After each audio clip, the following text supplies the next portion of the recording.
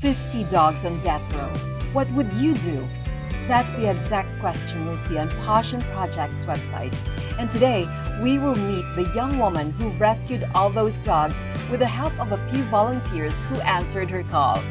Welcome to another episode of The Advocates, Empowering Voices. Let's shine a spotlight on Miss Malou Perez, a strong woman who, after leaving her corporate career, went on to establishing an animal shelter. Listen and be inspired. This is Rochelle Rubio, and this is The Advocates.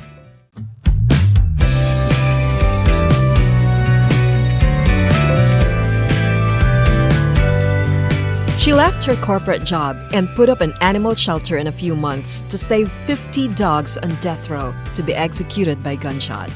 Malou Perez couldn't take it sitting down, and that's how PAWSsion Project was born. I'm a marketing graduate, and then I was in the banking industry for a few years, and then I was in the human resources for at least 6 years. And then I left my corporate job because I've always wanted to do social work. I left my corporate job, and then I spent a few months of self-love, self-care, and solo traveling. That was when the opportunity came to save those dogs.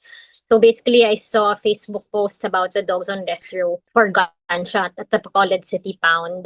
That was basically how PAWSsion Project started because of that Facebook post.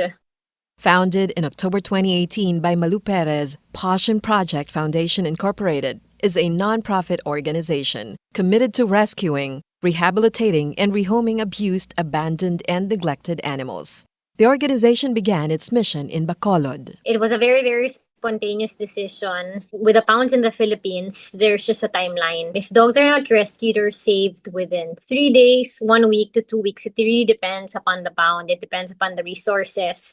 But as per the Anti-Rabies Act, they have at least until 2 weeks before they get euthanized. I wasn't really well aware of that before I came across that post on Facebook and before I personally went to the pound. So it was a very spontaneous decision. All I wanted really was just to save those dogs.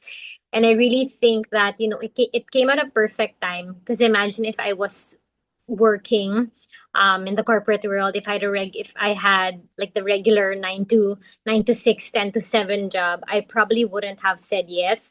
But also, I still keep a regular job. Even before I started PAWSsion Project, I was already doing an online job and I had an online business then. It's really just I gave up the corporate job. That's always what I tell everyone, that the opportunity to save the dogs came at the perfect time when I was able to invest in myself for a few months because of self-love and self-care. And then I didn't really have the regular, 8 to 5, 10 to 7 job. It was Malou's first visit to an animal pound, and it left her scarred for life. Confronted with the heartbreaking sight of dogs on death row at the city pound, she was moved to take immediate action. Although she had no initial plans to start a shelter, the urgency of the situation compelled her to do whatever it took to save them all. I was just so mind blown. I was so heartbroken. I was scarred for life because I was already standing next to the hole where the dogs were supposed to be buried. So there was really no plan to start an organization. There was no plan to put up a permanent shelter. That time, all I really wanted to do was just to save those dogs. The rescue quickly went viral, leading to a surge in requests for help. It was then that Malou realized how rarely animal welfare is discussed. Few people talk about the killings that happen in city pounds, and even fewer are aware of the harrowing conditions animals endure behind those walls. And the rest was history. After I saved those dogs, that rescue operation went viral. I started receiving messages from so many other people from all over the country telling me, it's the same thing here. We have also so many dogs here in our pound. They're also on death row, things like that. So that kind of what hit me, that there won't really be much of a difference if I save those dogs, because in the following week there's going to be another batch and another batch and another batch. And then it dawned to me that animal welfare really is not that talked about. Like the reason why people choose to buy or breed, or the reason why so many dogs die in day and pounds, is because so many people don't know that this is what's happening. Like I've always loved dogs ever since I was young, but I didn't really know about this because it's not talked about. To save all the dogs in the pound, Malou had to pay an adoption fee for each one. Faced with this life-changing opportunity, she couldn't ignore what felt like a calling. What was originally intended to be an Airbnb business, she transformed into a dog shelter instead, something she had always dreamed of creating. It's not streamlined. Like there's no fixed adoption fee for all the pounds. It varies in different pounds. So in Bacolod at that time, that was 150 pesos per dog. A month before, I saw the post on Facebook about the dogs on death row. Me and our family friend, Manang Jen, we were supposed to start an Airbnb business at the farm where the first shelter was built. So she also actually saw the post. And then when I shared it, she called me and then asked me like, do you want to save them? Like she said, like I'm all hands off. I don't know what to do or whatever, but we have the place and we don't have concrete plans yet on what to do with the Airbnb business. So if you like, you can save them and then I can offer the place for the meantime. It's really just an opportunity to save those dogs. And if it has always been my dream to start a dog shelter, but it's just one of those dreams that you don't really put the work into. But then the opportunity came. What began in a single rented property in Bacolod has now grown into something much bigger. PAWSsion Project now owns land and operates an additional shelter in Bulacan, two dedicated facilities where rescued dogs, once neglected, abandoned, or abused, can be rehabilitated and given a second chance at life. The dogs were saved and then we brought them to the farm where we were supposed to start the Airbnb business. Till the pandemic, we rented the space. But then, as you all know, everyone needed more resources during the pandemic. They needed the farm, so we had to go look for another place to rent. So we actually moved during the pandemic.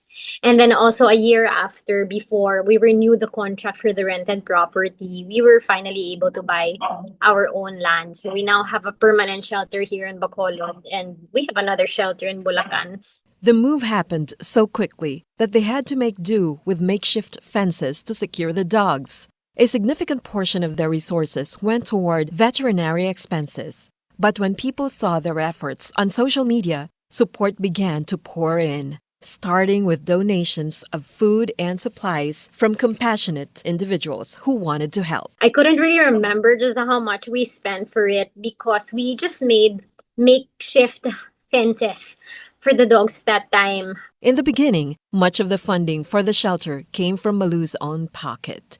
But she held on to her faith and her purpose. 6 years later, PAWSsion Project continues to thrive, driven by a deep commitment to animals in desperate need. Today, more people and organizations have joined the cause, helping to strengthen and sustain the mission she started. When it's something that God gives you, you will find a way to sustain you. So thankfully, 6 years later, PAWSsion Project is still thriving. We still continue to save as many dogs and cats as we can, and we've rescued over 3,000 since I started the organization in 2018. But of course, now it is already with the help of everyone who support us, like the donations of people, all of our fundraising activities. But in the beginning, it was a lot of work. It was a lot of sacrifices, really. How do you transport 50 dogs to a makeshift shelter an hour away from the pound? For Malou, it seemed almost impossible until the power of social media stepped in. Word spread quickly about the dogs on death row, and with the help of a few compassionate volunteers, all 50 dogs were safely transported and given a second chance at life. For Malou, it wasn't just luck, it was divine intervention. It was not even in my city. It was at Victoria City, which is at least an hour drive from my city. I always just tell everyone it was all because of God's grace, how everything happened and how it all unfolded. When I posted about the dogs on death row, I asked if there are people willing to help with the transport and everything. And then we had one offer like a wing van, and it was air conditioned. So we were able to transport the dogs to our personal cars and that wing van. There were very few of us during the first rescue operation. I can clearly remember, but it it was a day that really changed my life. Like from seeing the dogs who were literally dying, who were scared, who were skittish. I saw dogs who had hope in just a matter of 30 minutes, 1 hour when they arrived at the farm. The dogs suddenly started wagging their tails. Their eyes were full of hope. it really changed my life when I realized that I had the power to save and change lives. One dog, one cat is still one life. So that kind of really what inspired me. It's still overwhelming. Like every time I think of it, I still get emotional. That one huge rescue changed Malou's life forever. I was given the opportunity to save those dogs because starting PAWSsion Project didn't really just save and change the lives of the animals we've rescued. It really changed my life. It made me a better version of myself. I was able to surround myself with people who share the same passion with me. I was able to live a fuller life. I mean, of course, it's not all rainbows and sunshines. There's a lot of sacrifices every day. It's a lot of heartbreak. It's a lot of emotional and mental toll on me. But I think I would never have it any other way. My life just has so much meaning and purpose ever since I started PAWSsion Project. It's a commitment I've made that I will continuously use my voice for them and just inspire as many people to do the same thing also because just like everyone else, I was a regular dog lover before I started PAWSsion. I didn't know what spaying and neutering was. I didn't know there was more than 12 million stray animals in the Philippines. Those are really what keeps me going. Those are really what keeps me motivated to reach as many people as possible because I kind of cling to that reality that many animals just don't get the help that they need because people don't know this is what's going on. Malou remains committed to being a voice for the voiceless. She continues to harness the power of social media to raise awareness, educate the public, and shed light on the often overlooked issues of animal welfare, abuse, and cruelty.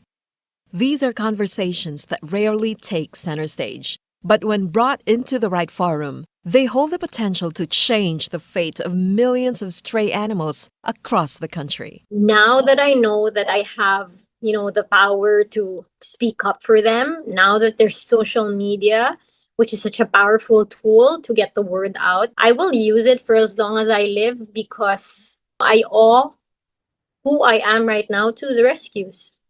Did the 50 dogs on death row know they were in danger at the city pound? It's a haunting question. And while we may never fully understand what they knew, one thing is certain. Dogs feel fear, confusion, loneliness, and pain. In general, science and countless real-life experiences show that dogs are deeply emotional beings. They may not grasp the concept of death row as humans do, but they sense the despair in their environment, the absence of those who disappear, the stress in the air. They mourn, they bond, they hope. So while they may not have understood their fate in human terms, it's very likely they felt the urgency, the sadness, and the fear. And it's that emotional capacity that makes their rescue not just an act of mercy, but one profound compassion. We still have videos of that rescue operation. It was just so traumatic to see the dogs trembling. So many of them were trying to resist them being taken out from the kennels because, of course, how dogs are captured here in the Philippines by people from the dog pound is just horrific and it's horrible. Just so they're able to fulfill their jobs as people from the pound because people keep on calling them and ask them to impound stray animals. So of course, for these animals, every time you take them out from the kennel, they already think, the next thing that's going to happen to them is going to be the worst.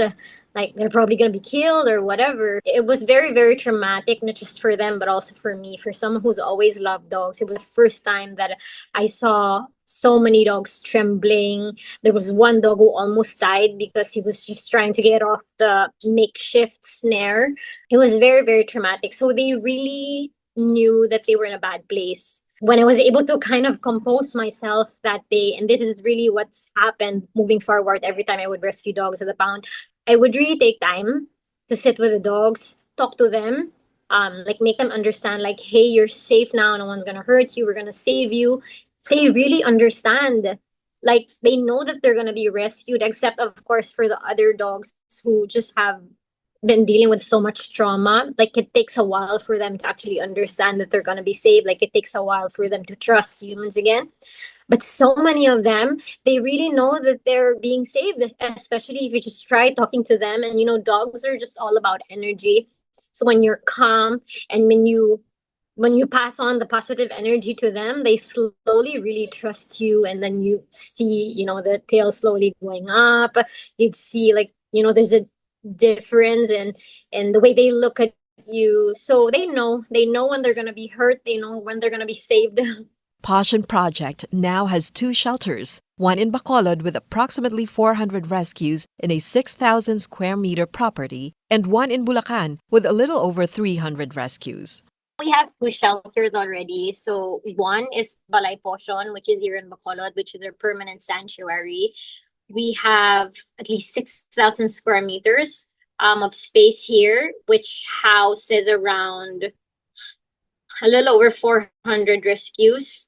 And then we have the temporary shelter in Bulacan. We have a little over 300 there as well. So we have more or less 800 plus rescues under our care right now. Since PAWSsion Project is more of a volunteer-based organization, she gets help from volunteers in both locations. But looking back, they started with just herself and a volunteer named Spy. PAWSsion Project is really a volunteers-based organization. So when I started PAWSsion, it was really just me, and then I had Tita Spy as one of my main volunteer, and then eventually there were like 1 to 2 volunteers who would help out every now and then we only had 2 caretakers in the beginning. And then during the pandemic, that was really when I started PAWSsion Project to people. That was when I opened the org to volunteers. When in the beginning it was kind of hard for me. I think this is normal when you're someone super hands-on with like probably either a business or an organization that you've built from the ground up. You become very, very cautious because you want to protect it and you want to make sure that everyone in the organization kind of share the same values and passion like you do. We were very, very, very few, and it was really just during the pandemic because I felt kind of overwhelmed then, because while there was a surge of people wanting to adopt during the pandemic, there was also a lot of animals being abandoned. During the pandemic, Malou noticed a surprising shift. More people began expressing interest in adopting rescue animals. For some, it may have been a coping mechanism, a way to find comfort and purpose during uncertain times. Malou saw this not only as a silver lining, but also as an opportunity. With a growing compassion for animals, she opened her doors to more volunteers, expanding the community of people willing to help, heal, and give hope to the voiceless. I knew then just about how many people were kind of feeling lost and depressed and kind of looking for a sense of purpose during the pandemic. And also because I started stray feeding the pandemic, because during the pandemic, like every day I would feed stray animals, I would go live. So it kind of dawned to me that maybe, just maybe, PAWSsion could be like a platform. It could be a way for people to kind of really find themselves and their purpose also. So that's when I opened PAWSsion to more volunteers, over 50 volunteers. But of course, these are volunteers who are come and go, or like people who would come and volunteer when we have events, because of course everyone keeps a regular job. We have student volunteers as well.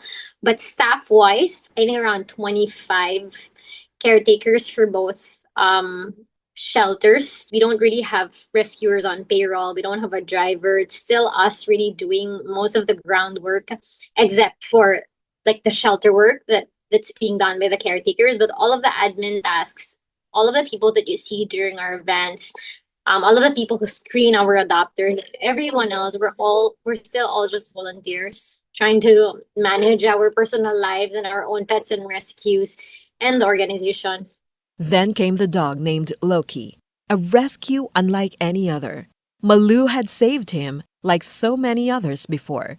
But what she didn't expect was that Loki would be the one to literally save her life. There's countless, like each and every rescue of ours, they all have their stories to tell. He didn't really have a very, very horrific story, but I always want to tell people about him because it was really him who continues to give me purpose.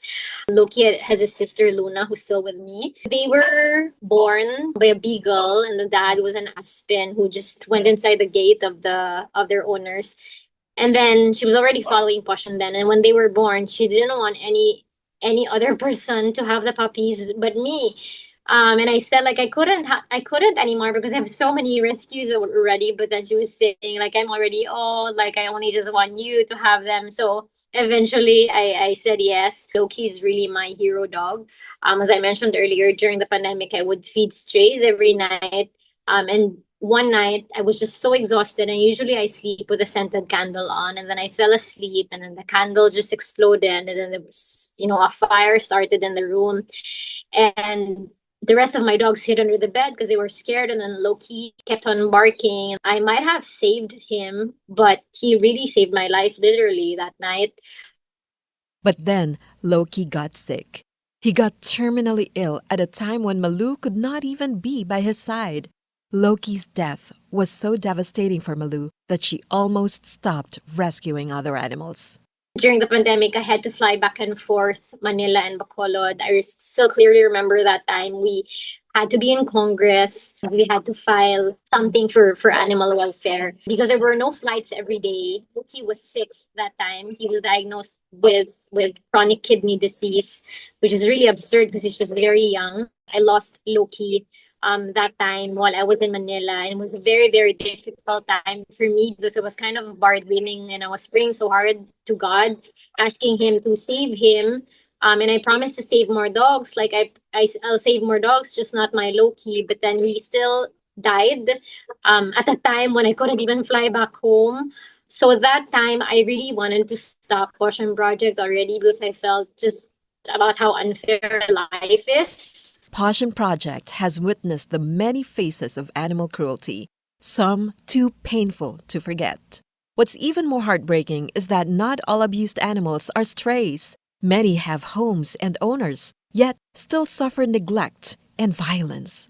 These harsh realities take an emotional toll on Malou and her team, but they serve as even more reason to keep going. Every cruelty case fuels their determination to fight harder, speak louder, and save more lives. We've rescued so many senior dogs who, are supposed to be given the best time of their lives, but then they're abandoned. So we've rescued one, for example, Lola. She was a senior dog who was just left outside their gate when her owners moved to a new house. And then eventually she was run over by a car. But then even after what happened, even with her injured leg, she still tried to crawl back outside the gate of her former home. But thankfully she's been adopted already. We found her a very, very good home. We also rescued Loki, who was stuck in a sewer in Makati during the pandemic, most probably because he was bullied and ridiculed and he was hurt.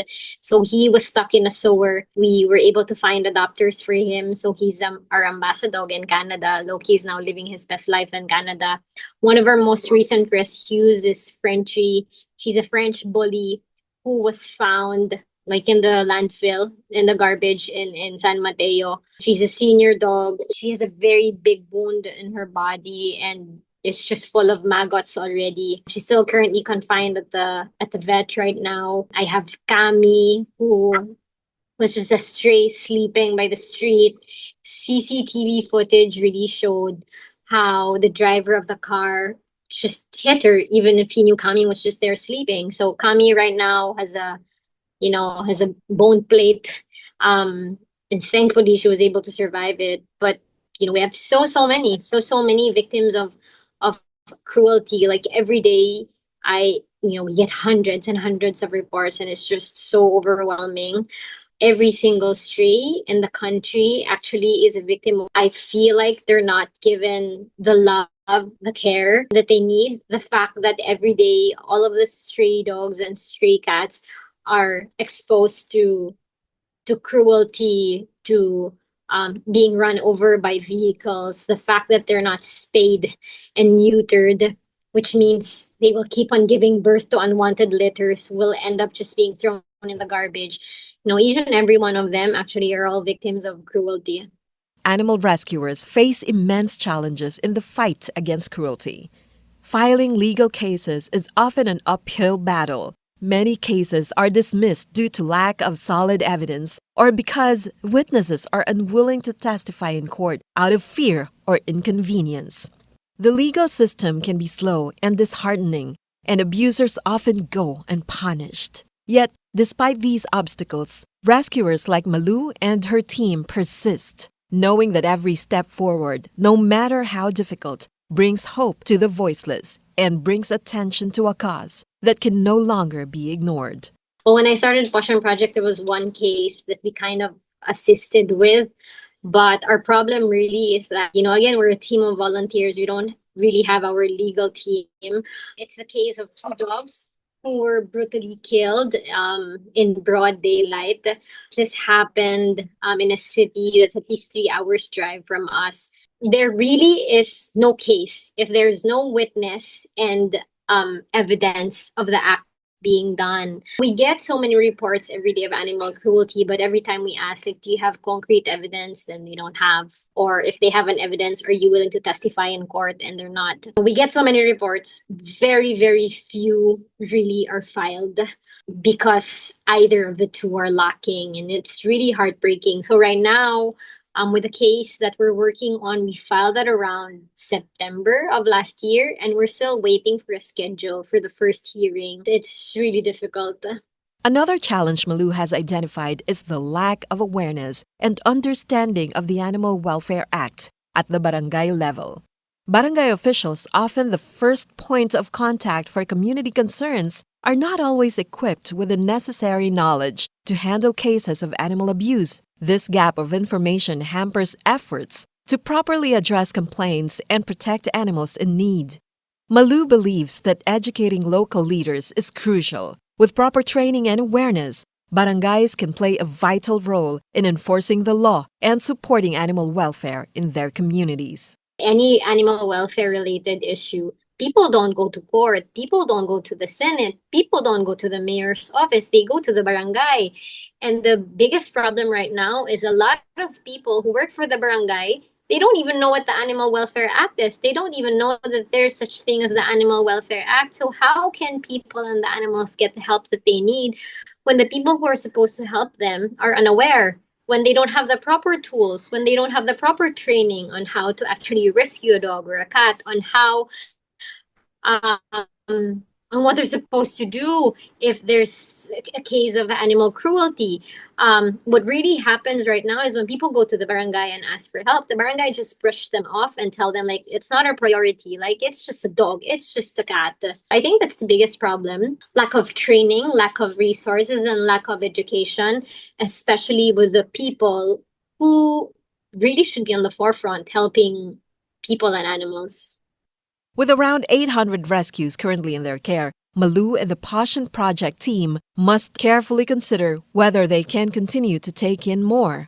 Every new rescue brings joy, but also responsibility. If they continue to add more animals without the necessary resources, several things are at stake. If we save them and no one adopts them, do we have space at the shelter? It's a lot of things that we weigh every time we get a report. And for me, through time, I kind of built the strength to set boundaries, but it's always very difficult once the animal is already in front of you. Once I get a call from someone crying, telling me like it's their dog, it's their cat, or there's a dog in front of them, a senior dog, just waiting to die. It's always very, very, very difficult. Emotional and the mental toll really is overwhelming. And I always speak about this because I feel like it's also something that's not talked about. Like, people think rescuers, animal advocates are robots, that we don't feel anything, that we don't even have time to grieve anymore in most days because we lose one dog. But then, while we haven't even buried the dog yet, we get another report. Or like while we're away saving other dogs, our own pets back at home are also in need of our attention and our time. And it's very, very hard. I still feel like I'm blessed because I have a team. I have a team of volunteers who share the same passion for animal welfare in the organization. So I can talk to them. Like, I know I won't get judged if I cry in the middle of the day because I lost a dog. That I have people who understand the grief that I have to deal with. So, that's still something that's not that talked about. And I also feel like there should be enough programs and support for advocates, for people who really put their lives out there to save as many living beings as they can, because it really takes a lot. It takes a toll on our mental and emotional health, other than, of course, the physical aspect and the financial aspect. Despite the many challenges her team faces, the overwhelming responsibilities, the emotional toll, and the often unrealistic expectations placed on animal advocates by the public, Malou and her team remain steadfast. They continue to rally for their cause, driven by the unshakable love for animals and a deep dedication to their purpose. For them, every animal saved is a victory, and every act of compassion is a step toward a more humane world. It's really because I guess I've already accepted the fact that this is my mission and my calling. And since the day that I embraced this advocacy, I really tried to surrender every day to God. I think no human being could ever deal with the amount of pain that we deal with every day, the frustration, just having to lose so many lives every day is so heartbreaking. Other than what you said, it's really the love and the passion for animal welfare and the animals that keep us going. For me, I really think that I owe how and who am I today to the animals that I have saved. Like I mentioned, I became a better version of myself.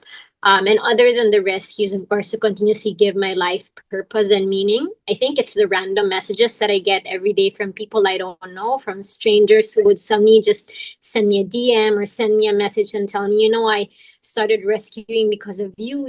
I started stray feeding because I was inspired by PAWSsion Project. I was a breeder, but then I had all of them fixed right now. Like I couldn't think about selling and breeding anymore because I was inspired by your project. It's that realization that I am able to save more animals through other people because I give other people inspiration is what keeps me going. I mean, not a lot of people are able to live such a purposeful life. Not a lot of people actually realize why they're here on earth and what their life is for. I think not a lot of people are blessed also enough to be surrounded by, a genuine and very supportive community. So I think I owe it to not just to the animals, but to all of the people who have somehow have drawn strength from the organization. I owe it to the people who continuously inspire me because they themselves have started their own rescue group, their own team of, their own group of people feeding or spaying and neutering animals in their area. At the end of the day, it's all just about being able to live a life of purpose. I guess once you're able to realize your purpose and once you know that you're able to impact the lives of other people because of the work that you do. In my case, it's just doing something that I love. You will really keep going no matter what. And then I always go back to the day when, I promised to Loki that, moving forward, this is all going to be for you. Malou Perez has sacrificed a great deal to pursue her advocacy, and most of it remains unseen by the public eye. Not a lot of people get to understand that we're also just human beings. And this is just one aspect of our lives. Like being in this advocacy meant me sacrificing quality time with my own pets because I have to fly back and forth Bacolod every now and then because of the two shelters, because of events, because of many other things. I've had to sacrifice time with my friends. Like I lost a few years with spending time with my friends because my whole life was all about PAWSsion Project, especially when I was still just building the organization. It also meant me giving up traveling, which really which gives me so much joy and which has always been my source of strength and just being able to kind of understand myself better. I had to give up that. I had to give up so many things. Like this is just one aspect of my life. I still had many other aspirations and dreams. Like I still wanted to Before I started PAWSsion Project, I wanted to go on a volunteer work in Europe for a few years, but that's something that would not happen anymore because managing an organization as big as this is such a big responsibility. So I couldn't even be away for so long, but I really wouldn't have it any other way.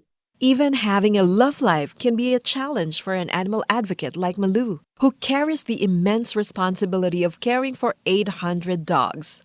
Her days are filled with rescue operations, shelter management, fundraising, and emotional labor, leaving little time or energy for personal relationships. For someone so deeply committed to her cause, finding a partner who truly understands and supports the demands of her advocacy isn't easy. It takes someone who not only accepts the chaos and sacrifice, but also shares the compassion and purpose that drive her. In many ways, love, like rescue, requires patience, understanding, and a heart big enough to hold more than just one kind of devotion. Eventually like also reach your dreams of having your own family, but then again, when you're managing something as big as this, it's just very difficult. It may sound petty to some, but I guess maybe for single women like me, it would be very, very difficult to find someone who would understand the work that we do, like probably find someone who would be okay with having like 800 dogs once you go into a relationship. So I guess these are the many aspects that people don't talk about. But like I mentioned, I wouldn't have it any other way. How can the public help PAWSsion Project? In PAWSsion, we have this statement that if you can rescue on your own, then please do so because rescuers are already so overwhelmed. And please adopt, don't shop. When I started PAWSsion Project, I was still very, very conservative about the adopt, don't shop campaign because I was getting death threats from readers when I started PAWSsion Project. But then eventually I realized, like, no, there's no other way. Adoption shouldn't just be the first option. It should be the only option because there's just so many animals being born every day, so many animals and pounds on death row. Please stop breeding because you just take away the chances of animals in the streets and the shelters to be adopted. And again, I mentioned more than 12 million. There's just no need to breed anymore. And foster, it really helps shelters like us who already have so many animals under our care. And fostering animals will really help us find better homes for the rescues because there's just so many at the shelter. It's kind of hard to really understand the behavior of each and every animal compared to when they're being fostered. It gives them a more quality life. Donate. I think 99% of the shelters in the Philippines are nonprofit and are not funded by the government. The only reason that stops us from saving more animals is if we don't have resources anymore. So you may donate in cash or in kind, and volunteer. I think we're all blessed with something that we can give to the world. So please volunteer your time, your talents. Our shelters are open to everyone. And even if you don't really get to volunteer in your first visit, I think it's really part of the rehabilitation and the healing of the animals every time they get exposed to more people who are just willing to give them so much love and care and treats. And advocate. Never ever underestimate the power of advocating because it costs 0 pesos to educate somebody. It costs nothing to inspire others to be kind to animals. It also will really change a life. Sometimes all it takes is just to talk to your neighbor who just puts their dog in a cage 24/7 or a leash. Sometimes it just takes one talk to make them understand that they're not supposed to live a life like that. At the end of the day, also PAWSsion Project didn't happen if that person didn't post about the dogs in the pound. So you will never really know who your post will reach. Maybe it could be like a government official or a person or a company that might be able to make a bigger difference. So never ever underestimate the power of advocating. So this is what we say in PAWSsion now. We can all do something. Like you don't really have to start a shelter. You don't even have to be a vet or like start something big to make a difference. One dog, one cat is already one life. So if you can make a difference in the life of one animal or living being in need, then that's already something. And hopefully it will ignite that, that sense of purpose and passion in your heart, and you end up saving more after that. One bold act changed everything. Saving 50 dogs in a single rescue was a turning point. a leap of faith that would grow into a full-blown movement. From those first 50 lives to over 800 in their care today, PAWSsion Project was born out of that single moment of courage and compassion. That's also because I didn't really have time to think about it. I mean, when the opportunity came and because we were running out of time, I didn't have any choice but just to say yes to it. Because like going back, I was just thinking if I had more time to think about it, then I probably wouldn't have started anyway because it's so overwhelming. So, oftentimes that's also kind of the advice that I give to young people who want to start something. Sometimes you just have to go and do it.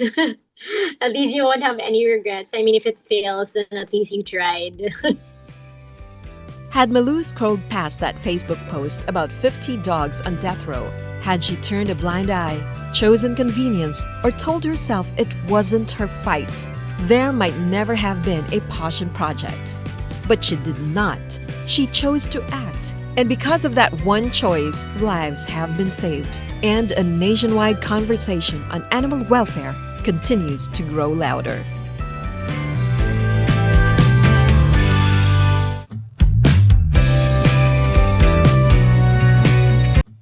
Malou Perez shows us that sometimes life unfolds before you so fast that you barely have time to think.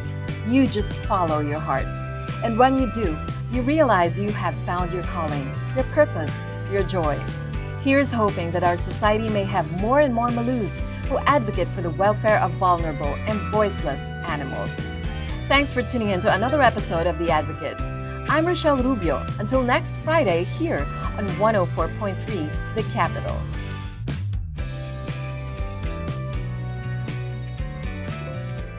This is where the voices of the voiceless are heard. The Advocates, Empowering Voices.